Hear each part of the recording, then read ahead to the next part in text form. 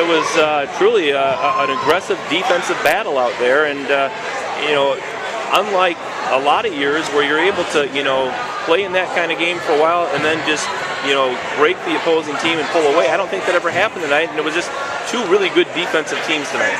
Well, you're exactly right. That's what it was, and we pride ourselves on defense. We're pretty proud of our kids and giving up 29 points to a decent opponent. So, I give Darlington credit. They played really hard. They were very aggressive in all of their different defenses out there. We didn't adjust probably very well to a lot of them and caused a lot of turnovers on our side of things. And I think some of the foolish fouls are just a situation where we're being a little bit too aggressive because we really talk about being aggressive on defense and being physical. So I can't fault some of them. Right. But in the 4-minute time frame where you're in the last 4 minutes of the game, which we call win time, you need to use your head a little bit. It's early yet, and again, you are. You know what, Rob? After the game, I says, you have a right to be rusty for game 2, and I said, no way, that's for the media.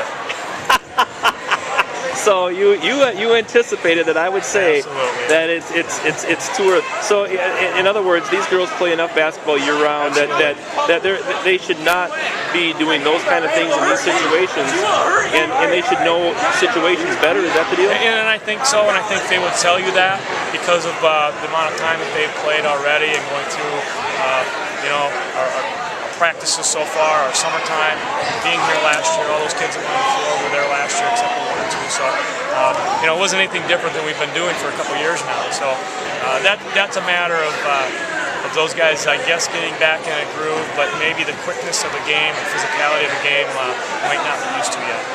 How does a performance like the one of Kayla Marty's offensively tonight make a difference in this game? Someone obviously has to score. You had a lot of girls in foul trouble, maybe some of your key core players, and Kayla really stepped it up in terms of putting the ball in the hoop.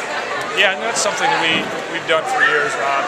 I think our depth has always been something we pride ourselves on also. We aren't necessarily looking for that one kid. And I think if you can play as a team and different people have to step up based on what the other team's giving you, then I think you're going to be pretty good, pretty well off against a lot of teams.